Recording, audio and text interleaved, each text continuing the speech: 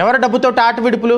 మొన్న మున్సిపల్ స్టేడియంలో కోట్ల రూపాయలు ఖర్చు పెట్టి ఆటలు ఆడుకున్నారు, డ్రామాలు ఆడుకున్నారు. పాటలు, ఈలలు, గోలలు, ఒక ముఖ్యమంత్రి, ఒక ఉప ముఖ్యమంత్రి అసెంబ్లీలో వెకిలి చేష్టలు, నవ్వులు, ఆ డ్రామాలు, ప్రజల సొమ్ముతోటి మనం ఈరోజు ప్రజలు ఇన్ని కష్టాలు పడుతున్నారు. 164 సీట్లతోటి మనకు అత్యున్నతమైనటువంటి అధికారం ఇస్తే ఆ ప్రజల కష్టాలని గాలికి వదిలేసి చూడండి సార్, ఆంధ్రప్రదేశ్ రాష్ట్రానికి కుదిమేసినటువంటి విషాదాలు. నిన్నగాక మొన్న కాకినాడలో విస్ఫోటనం జరిగి 28 మంది చచ్చిపోయారు సార్. 28 మంది చచ్చిపోతే కనీసం ఆ చచ్చిపోయిన కుటుంబాలకి శ్రద్ధాంజలి ఘటించాలి అన్న మినిమం కామన్ సెన్స్ లేకుండా home minister Anitha, industrial minister, మాజీ ఉప ముఖ్యమంత్రి ఆ వేషాలు, పాటలు, గోలలు, వేలలతోటి ఏం బాగుందని సార్ రాష్ట్రం? మీరు అంత అద్భుతమైనటువంటి ఆనందకరమైనటువంటి సాంస్కృతిక కార్యక్రమాలు చేసుకొని పాటలు, ఈలలు, గోలలు, సరదాలు, సంతోషాలు చేసుకోవాల్సిన దానికి మీరు ప్రజాప్రతినిధుల, సినిమా స్టార్లు? పోనీ పవన్ కళ్యాణ్ గారు ఆయన వేషం వేశాడు అంటే, ఆయన పాట పాడాడు అంటే, ఆయన డ్యాన్స్ వేసాడంటే ఒక పద్ధతి ఉంటుంది. ఎందుకంటే ఆయన నేపథ్యమే సినిమా నేపథ్యం కాబట్టి ఆయనకి రాజకీయాలు అనేవి మనసులో లేవు. కాబట్టి ఆయన కేవలం ఒక ముసుగు వేసుకునే రాజకీయాలనే ముసుగు, ప్రజాసేవ అనే ముసుగు వేసుకొని వచ్చారు కాబట్టి ఆయన ఆడినా పాడినా చెల్లిపోతుంది.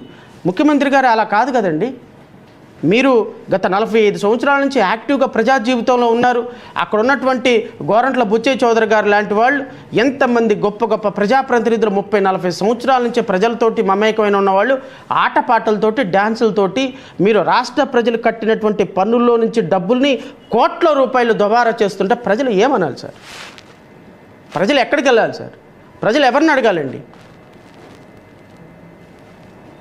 నాకు తెలిసినంత వరకు ఇంత దుర్మార్గమైనటువంటి పరిపాలన ఇప్పటి వరకు ఎప్పుడు ఆంధ్రప్రదేశ్ రాష్ట్రంలో ప్రజలు కని విని ఎరగరు. ప్రజలు కని విని ఎరగరండి. ఉద్యోగాల కల్పన జరిగిందని ఒక పక్క అసెంబ్లీలో అబద్ధాలు, వాస్తవాలకి ఉద్యోగాల కల్పన జరిగిన దానికి గౌరవ ముఖ్యమంత్రి గారు చెప్పేదానికి కొంతనుండదు. రాష్ట్రంలో ప్రమాదాలు ఎవ్రీడే ఒక ప్రమాదం. తిరుమల వెంకటేశ్వర స్వామి సన్నిధిలో తొక్కిసలాట జరిగి 10 మంది చచ్చిపోయినారు. 10 మంది 6 చచ్చిపోయినారు. 6 people died. సార్, ఈ 6 చనిపోయినప్పుడు ఒక కమిషన్ వేశారండి. ఈ కమిషన్ ఇది GOMS నెంబర్ 16 డేటెడ్ 22/1/2025 ఒక కమిషన్ వేశారు. అంటే ఇవన్నీ ప్రభుత్వ వైఫల్యాలేనండి. ఇవన్నీ నేను ఎందుకు ఈ జీవోలన్నీ చదివి వినిపిస్తున్నానంటే, రాష్ట్రంలో ఇన్ని సమస్యలు ఉండగా, రాష్ట్రంలో రాష్ట్రం ఇంత కష్టకాలంలో ఉండగా, తిరుమల వెంకటేశ్వర స్వామి టెంపుల్కి వెళ్ళి టికెట్లు కొనుక్కుందామని వెళ్ళి తొక్కిసలాట జరిగి 6 చచ్చిపోయి 30 మంది గాయపడి 30 మంది ఈ రోజు వరకు కూడా తేరుకోలేని పరిస్థితుల్లో ఉంటే ఈ దోషుల మీద ఏం చర్యలు తీసుకున్నారు? ఇంతవరకు 0. దీని మీద ఒక కమిటీ వేశారండి. Judicial enquiry into the stampede at Padmavathi park at Tirumala on 18/1/2025 leading to a death of 6 people ordered appointment of Justice M. Satyanarayana Murthy, retired Judge, High Court of Andhra Pradesh, to commission to enquiry under so and so. ఈ కమిటీకి ఇచ్చినటువంటి mandate ఏంటి అంటే, the commission shall completes it's enquiry and submit it report to state government with in a period of 6 months from the date of assumption of charge. ఈ committee యొక్క GO ప్రకారం ఈ committee ఏర్పాటు అయిన దగ్గర నుంచి 6 నెలల లోపు దీని రిపోర్ట్ సబ్మిట్ చేయాలి. ఇది 8/1/2025 జరిగితే, 8/1/2025 జరిగితే బహుశా జూన్ నెలలోనో జూలై నెలలోనో ఈ కమిటీ రిపోర్ట్ సబ్మిట్ చేయాలి. ఎప్పుడు? జూన్ నెలలో 2025, 26 కాదు, 2025 జూన్కి, జూలైకి, ఆగస్టుకి కమిటీ రిపోర్ట్ సబ్మిట్ చేయాల్సిన సందర్భంలో ఈ రోజు వరకు ఈ కమిటీ రిపోర్ట్ ఇంతవరకు సబ్మిట్ చేయాలా? ఎవరి మీద ఒక్క నయా పైసా యాక్షన్ లేదు. ఇది ఏమంటారు సార్? దీన్ని నిర్లక్ష్యం కదా? మీరు తిరుమల వెంకటేశ్వర స్వామిని నిర్లక్ష్యం చేస్తుంది మీరు కదా? ఇంత దుర్మార్గకరమైనటువంటి సంఘటన జరిగితే ఈ ఎంక్వైరీ వేసి తూతు మంత్రంగా ఎంక్వైరీ వేసి ఆ ఎంక్వైరీని పక్కన పడేసేసి ఆ ఎంక్వైరీని పక్కన పడేసేసి ఏమీ మాట్లాడకుండా బీఆర్ నాయుడు కాపాడటానికి కాదా ఇది? ఏం బీఆర్ నాయుడు చైర్మన్గా ఉన్నాడు కాబట్టి ఎంక్వైరీ ఇనిషియేట్ అవ్వదా? మీ సింగిల్ మ్యాన్ కమిటీ లడ్డూ మీద కల్తీకి మాత్రం పరాపరమని వెళ్ళిపోయి లడ్డూ మీద ఎంక్వైరీ కండక్ట్ చేస్తా? ఎట్లా అండి ఇది? ఏ న్యాయ సూత్రాల ప్రకారం మీరు వర్క్ చేస్తున్నారు సార్? ఏ న్యాయ సూత్రాల ప్రకారం మీ పరిపాలన జరుగుతుంది సార్? అసెంబ్లీలో మీరు మాట్లాడటం, మీరేమో పవన్ కళ్యాణ్ కితాబేయటం, పవన్ కళ్యాణ్ ఏమో 15 సంవత్సరాలు మీకు బానిసగా ఉంటానంటాం, మీ 15 సంవత్సరాలు ఆంధ్రప్రదేశ్ రాష్ట్రంలో భరిస్తారు, ప్రజలు భరిస్తారు పిచ్చివాళ్ళు అనేది మీ ఒపీనియన్, అంతేగా? పవన్ కళ్యాణ్ గారి ఒపీనియన్ ఏంటంటే రాసుకోరా సాంబా, నేను రాసిందే రాత పాడిందే పాట.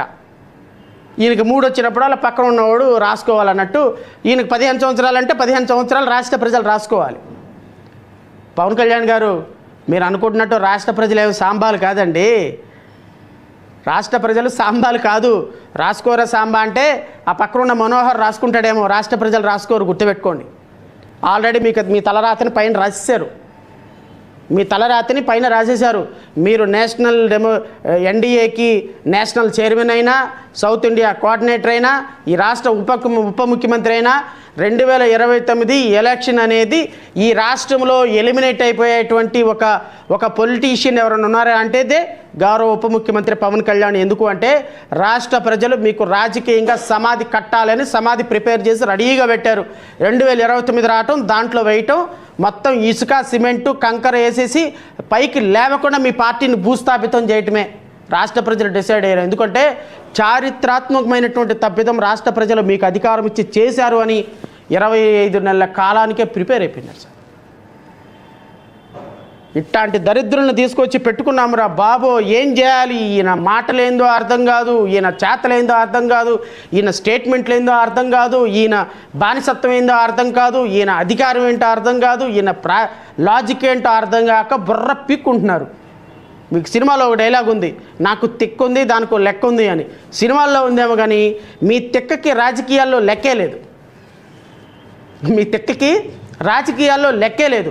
మీ తిక్కకి లెక్క లేకపోగా రాష్ట్ర ప్రజల ఆలోచన ఈ తిక్కని ఎట్లా అర్థం చేసుకోవాలో అర్థం కాక రాష్ట్ర ప్రజలకి తిక్కెక్కిపోతుంది, మీ జన సైనికులకి తిక్కెక్కిపోతుంది. 15 సంవత్సరాల పాటు మీ ప్రభుత్వాన్ని మోయాలా? ఎందుకు మోయాలండి? దీనికోసం మోయాలా మీ ప్రభుత్వాన్ని? రాష్ట్ర ప్రజలు ఎందుకు మోయాలండి? మీరు మోసుకోండి కావాలంటే. మీరే 15 సంవత్సరాలు కాకపోతే 20 సంవత్సరాలు మోసుకోండి. మిమ్మల్ని మోయాల్సిన అవసరం రాష్ట్ర ప్రజలకు లేదు. ఎందుకు అంటే అబద్ధాలతో కూడినటువంటి ప్రభుత్వం. ఈరోజు ఈ కమిషన్ ఎంక్వైరీ తిరుమల వెంకటేశ్వర స్వామి దగ్గర వేసిన కమిషన్ ఎంక్వైరీ ఏమైంది? ఎవ్వరికి తెలియదు, ఇంతవరకు రిపోర్టే లేదు. సింహాచలంలో గోడ కూలి 10 మంది చచ్చిపోయారు, ఏమీ లేదు.